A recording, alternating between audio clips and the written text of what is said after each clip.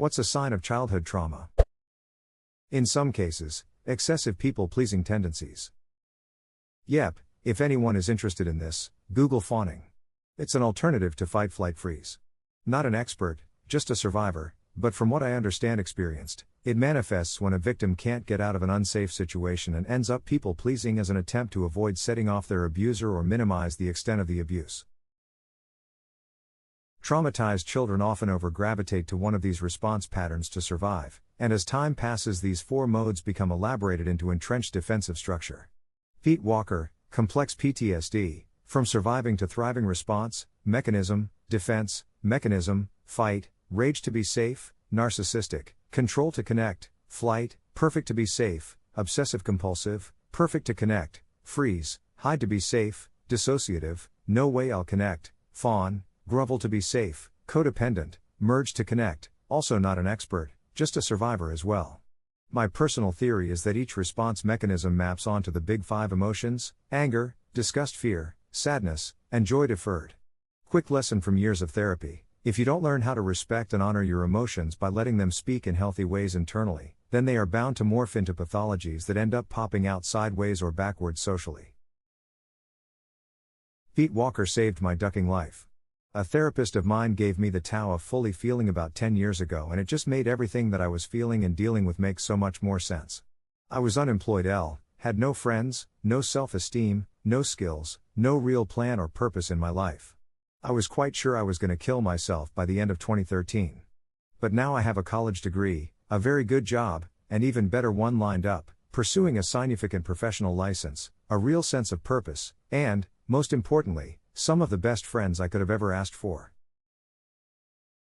I'll have to look into that because I really need some help. Hyper-independence. Can't be let down if you never ask for anything in the first place. Can't ask a stupid question if you don't ask questions. And other types of avoidance.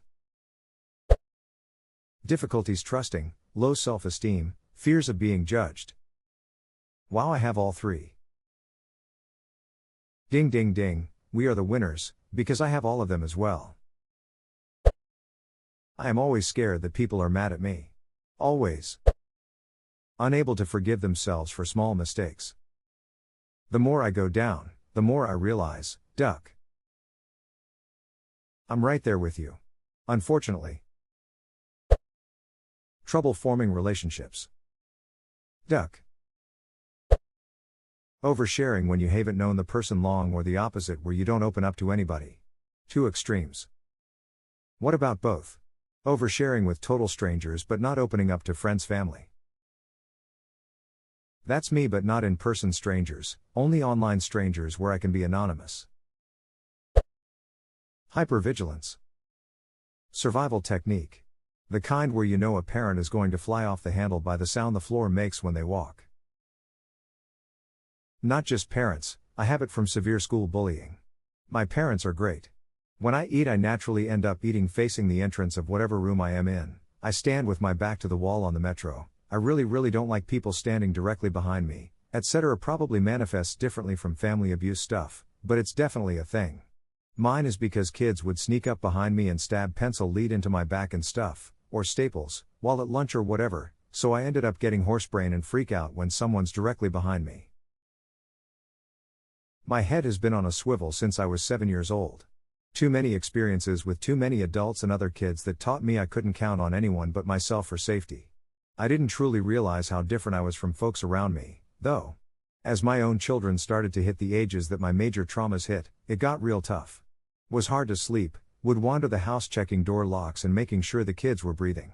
Couldn't relax at the park, near water, or anywhere with crowds. Always checking for exits and running through escape plans in my head. Nightmares about being trapped and unable to make it to loved ones in time to save them. Just constant panic.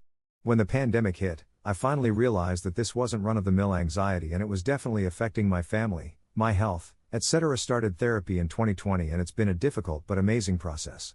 1010 would recommend therapy to every single person. Getting disproportionately frustrated at themselves for small accidents such as spilling things, accidentally breaking something, etc. What happens is, a lot of these people would be abused as a kid for these things, so as an adult when it happens, their brain overloads their system with fear and anxiety, and frustration can be secondary emotion to that. So when these things happens, this is basically a conditioned response because your brain associates these accidents with imminent danger. This is why therapy is so important for people who had shit childhoods, especially during their developing years. I had no idea this was a thing until I went to therapy, but when my therapist explained this to me, it made so much sense. And now when these things happen, I tend to laugh it off. Yep, as a kid I was never allowed to make mistakes. Bad grade? Grounded until next report card. Dropped a glass? Berated for being sloppy and careless, exact words, lost something? Also sloppy and careless. I went through this my entire childhood and lived with my parents off and on through college. In my first 2 jobs after college I had managers that did the same thing, so I just assumed I was the duck up. I started my current job right at a year ago, and I found a mistake I had made a few months back. I went straight to my boss, it could potentially be a costly mistake, and his response? Thank you for letting me know, and thank you for tracking everything down for me. I kind of pushed, like to make sure he understood that I fucked up, and he says, yeah, it's okay. We're all human, and as your boss it was my job to make sure you understood what was asked. I didn't, and you made an understandable mistake. And now you've done everything in your power to help fix it. I'm proud of you. I held it together for the remaining 3 hours of my shift, but I burst into tears the second I got in the car to go home. I have never had someone treat me with such kindness and actually recognize that I didn't make that mistake on purpose. And he also recognized that I tried my hardest to make things easier for him and that I wanted to work together to fix things. Scared of conflict to the point you avoid it at all costs, certain that if it happens the other person will hate you, it will end awfully.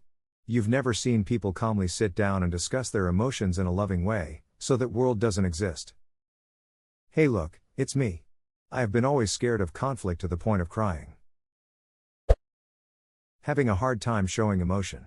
Edit, wow, many people are replying to this, sorry in advance if I don't get around to reply to you specifically. Some of you have also mentioned the other extreme of this, a lot of emotion, outbursts of emotion. Regardless, I hope everybody is doing better. 3 Edit 2, thanks for the award, smile. This and sometimes having a hard time even describing how or why you feel the way you do. This is a big one. Side effect of emotionally numbing yourself, or depersonalization. It makes me sad to find out so many things I've struggled with all my life stem from how I was raised, and a lot of people don't deal with them. Inability to form and keep relationships, having sparse or little to no memory of your childhood, eating disorders, depression, social anxiety, agoraphobia, extreme emotional shifts, attachment issues, consistent exhaustion, strong unexplainable reactions towards social stimuli, separation anxiety, gastrointestinal issues and complications, substance abuse and addiction, intrusive thoughts, self-destructive behavior, etc. Hi me, it's me again. You can subdue but never tame me. Constantly apologizing for every little thing. Extreme introversion. Little to no outward emotion. Ability to stay calm in emergencies or chaotic situations. Ah, that last one got me. When shit hits the fan I am almost always calm, but when things are just fine. Crippling anxiety about what could go wrong, lol. Psych. This is also super common with ADHD. Apparently childhood trauma and/or PTSD have very similar long-term symptoms, as me doctor refuses to refer me for testing because she's decided it's just from all the trauma. Sure doc, but what if maybe it's both things? I've been diagnosed with both CPTSD and ADHD. I just got the ADHD diagnosis in the past month, and I'm nearly 50. I tend to think I really do have both though, as the ADHD symptoms were there before the abuse really started, at least I think so. It's hard to nail down exactly when each started, but that's my memory of it. Choosing partners who don't support, cherish or value you. Choosing jobs and relationships that reflect the lack of empathy and neglect that you grew up with. Choosing partners who don't support, cherish or value you. Ow, duck. Can we also add staying with partners who will use, manipulate, gaslight or traumatize you further? But yeah, this definitely does describe me. Unfortunately, thankfully I'm out of that relationship now since she cheated on me, but I can't deny that relationship has scarred me quite badly to the point that I get panic attacks the moment I see someone who looks similar to her.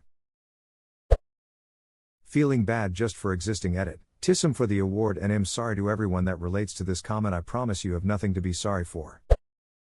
Finding someone perfect for you and then systematically sabotaging it.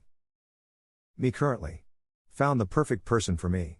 100% think we were made for each other, but now that things are looking like they are going to get serious, everything in my body is screaming to run away, trying to find faults in them. I'd say talk to a therapist if you can, and maybe have an honest talk to your partner and start with what you just said here.